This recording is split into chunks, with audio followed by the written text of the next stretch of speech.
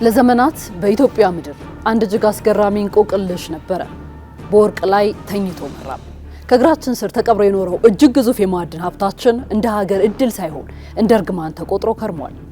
በባህላዊ መንገድ ብቻ ሲቆነጠር፣ በኮንትሮባንዲስቶች ሲመዘበርና በህገ ወጥ ደላሎች ሲዘረፍ የኖረ የተረሳ ሀብት ነበር። ነገር ግን ዛሬ ያ የዝርፊያ ዘመን አብቅቷል። ትላንት በደላሎች እጅ የነበረው ቢሊዮን ዶላር ዛሬ የሀገሪቱን ማክሮ ኢኮኖሚ የሚዘውር ማዕከላዊ ምሰሶ ለመሆን በቅቷል።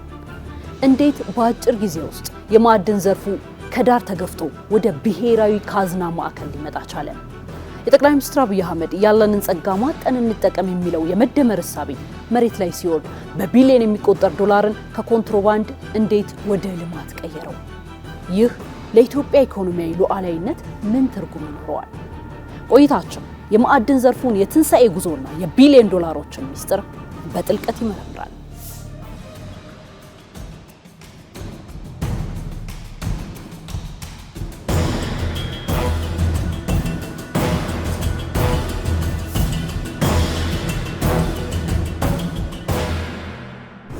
ኢትዮጵያ ከገጸ ምድሯ ግርማ ሞገስ ባሻገር በከርሰ ምድሯ ውስጥ እጅግ ግዙፍ የሆነ የተፈጥሮ ጸጋ የታደለች ሀገር ናት። ከወርቅ ኦፓልና ሳፋየር እስከ ታንታለምና ሊቲየም እንዲሁም ከፖታሽ እስከ ብረት ማዕድን ድረስ የተትረፈረፈ ጸጋ አላት። ይሁንና ለዘመናት ይህ ዘርፍ የዳር ተመልካች እንጂ የኢኮኖሚያችን ማዕከል አልነበረም። ጥናቶች እንደሚያሳዩት ዘርፉ በህገ ወጥ አዘዋዋሪዎች ተተብትቦ በቴክኖሎጂ እጥረት ታጥሮ በቢሊዮን ዶላር የሚገመት ሀብት ከባንክ ስርዓት ውጪ ይባክን ነበር። በዚህም የተነሳ የሀገራችንን የወጪ ንግድ በጥቂት የግብርና ምርቶች ላይ ብቻ የተንጠለጠለ ስለነበር ለዓለም አቀፍ የዋጋ ገበያ መዋዠቅ ተጋላጭ አድርጎን ቆይቷል። ዛሬ ግን የትርክት ተቀይሯል። እንዴት አላችሁ? ምላሹ ይህ ነው። የመደመር ፍልስፍና አንዱና ዋነኛው መሰረት ያለውን ሀብት አጉልቶና አቀናጅቶ መጠቀም ነው። መንግስት በዚህ እሳቤ ተመርቶ ባደረገው ስር ነቀል የሪፎርም ስራ የማዕድን ዘርፉ ያሳየው እድገት በስሜት የሚነገር ሳይሆን በመሬት ላይ ባሉ ተጨባጭ አሃዞች የሚረጋገጥ ነው። ከዚህ ቀደም በአመት ከ12 እስከ 13 ቶን ብቻ ይመረት የነበረው ወርቅ ዛሬ ወደ 39 ቶን ከፍ ብሏል። ኢትዮጵያ ከወርቅ የወጪ ንግድ አገኘች ከተባለ በታሪኳ ከ300 ሚሊዮን ዶላር በላይ ሆኖ አያውቅም። አሁን ግን ከወርቅ ብቻ የሚገኘው ገቢ 3.5 ቢሊዮን ዶላር ደርሷል። ይህ አስገራሚ ምርታ የሚያሳየው አዲስ ወርቅ ከመሬት ውስጥ በአንድ ጀንበር መፈጠሩን ሳይሆን ከባንክ ስርዓት ውጪ ይባክን የነበረው የሀገር ሀብት ወደ ማዕከላዊ ኢኮኖሚ መምጣቱን ነው። ወርቅ የዛሬውን ኢኮኖሚያችንን እያረጋጋለን ይገኛል። የነገው የሀገራችን እድገት በሌሎች ተጨማሪ ማዕድናት ላይም የተመሰረተ ነው። ዓለማችን በፍጥነት ወደ ኤሌክትሪክ መኪኖች እየተሸጋገረች ነው። ለዚህ ደግሞ የባትሪ ግብአት የሆኑት ሊቲየም እና ታንታለም የዓለማችን አዲሱ ነዳጅ ሆነዋል። በምዕራቡ የኢትዮጵያ ክፍል ያለውን የእነዚህን ማዕድናት ክምችት በጥሬው እንዳይወጣ መንግስት ቆራጥ ውሳኔንም አሳልፏል። ይህ ውሳኔ እሴት ተጨምሮበት እንዲላክ በማድረግ በቢሊዮን ዶላሮች የሚያስገኝ ብሩህ ተስፋችን ነው። በሌላ በኩል ደግሞ በምስራቅ የኢትዮጵያ ክፍል በቢሊዮን ቶን የሚቆጠር የፖታሽ ክምችት በስፋት ይገኛል። ይህ የግብርናው የጀርባ አጥንት የሆነ የማዕድን ዘርፍ የሀገራችንን ከውጭ ማዳበሪያ ጥገኝነት ከማላቀቅ አልፎ ለቀጠናው ሀገራትም ጭምር ተስፋን የሚሰጥ ከመሆኑ ባሻገር የውጭ ምንዛሪ ምንጫችንም ጭምር ተደርጎ ይወሰዳል። በተጨማሪ እንደ ብረትና መዳብ ያሉት የተፈጥሮ ጸጋዎቻችን መውጣት ሳይችሉ ቀርተው የሀገር ውስጥ የብረት ፍላጎታችንን ለማርካት ከውጭ ማስገባትን ይሁነኝ ብለን ይዘን ቆይተናል። አሁን ለዘርፉ በተሰጠው ከፍተኛ ትኩረት የተነሳ ኢትዮጵያ በዓመት የሚያስፈልጋትን የብረት ፍላጎት በራስ አቅም ለመሸፈን ከፍተኛ ጥረት እየተደረገ ይገኛል።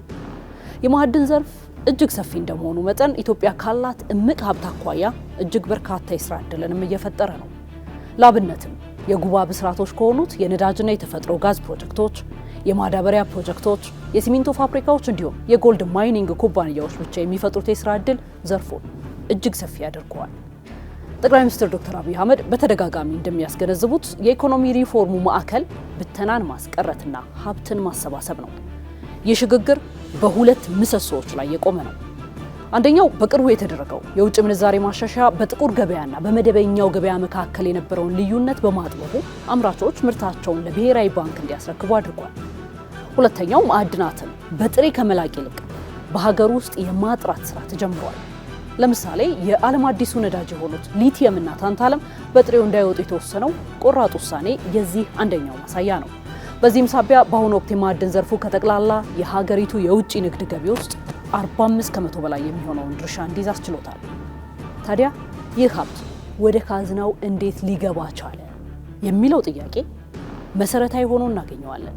ለዘመናት ስር ሰዶ የነበረውን የትይዩ ገበያ ዙሪትን በቀላሉ ብቻ መፍታት ዘለቄታዊ መፍትሄን ስለማያበጅ የማዕድን ሚኒስቴርና የሚመለከታቸው ተቋማት 3 ችግር ፈቺ አሰራሮችን በቅንጅት አስቀምጠዋል። የመጀመሪያው ባህላዊ ማዕድን አውጪዎችን በማህበር በማደራጀትና በዲጂታል መታወቂያ ወይም ፋይዳ በመመዝገብ አምራቾቹን ወደ ህጋዊ ስርዓት ማምጣት ነው። ሁለተኛው የኮንትሮባንድ ዋነኛ ሞተር የነበረው ጥሬ ገንዘብ በማስቀረት ክፍያዎች በቀጥታ ከባንክ እንደ ቴሌ ብር ባሉ የዲጂታል ክፍያ አማራጮች በመፈጸም ከጥሬ ገንዘብ ንክኪ የጸዳ የግብይት ስርዓት እንዲኖር አስችሏል። ሶስተኛው በኤአይ የታገዘ የመረጃ መር ክትትል ማድረግ ሲሆን የምርት መቀነስ ሲያጋጥም ወዲያውኑ የኮንትሮባንድ እንቅስቃሴን አስቀድሞ መተንበይና እርምጃ መውሰድ የሚያስችል ስርዓትም እንዲኖር ተሰርቷል። በአጠቃላይ የማዕድን ዘርፉ እያሳየ ያለው ስትራቴጂካዊ ሽግግር የኢትዮጵያን የኢኮኖሚ ትርክት ከመሰረቱ የሚቀይር ነው። ጠቅላይ ሚኒስትሩ የጋራ ብልጽግና በሚለው እሳቢያቸው እንዳሰመሩበት ከሰሜን እስከ ደቡብ ከምስራቅ እስከ ምዕራብ ያሉ የሀገራችን ክፍሎች የየራሳቸውን የተፈጥሮ ጸጋ ወደ አንድ ብሔራዊ ካዝና በማምጣት እውነተኛ የኢኮኖሚ ትስስርና የሀብት መደመርን በተግባር እያሳዩ ነው። የኢትዮጵያ ማዕድን ዘርፍ ትላንት የኮንትሮባንዲስቶች መፈንጫ ነበር። ዛሬ ግን የሀገራችንን የኤክስፖርት ገቢ ተጨማሪ አቅም ሆኖ የገቢ ምርቶችን በሀገር ውስጥ በመተካት ለነገው ትውልድ ሁነኛ ተስፋ መሆን ችሏል። በቀጣይም ይህ የተጀመረ ስኬትን አጠናክሮ በመቀጠል የማዕድን ዘርፉ የእድገታችን የማይበጠስ የጀርባ አጥንት ማድረግ ላይ እየተሰራ ነው። እናም ዛሬ የገባን ነገር ማዕድን በፊት እንደሚነገረን እርግማናችን አለመሆኑ ነው፣ የብልጽግናችን መሰረት እንጂ።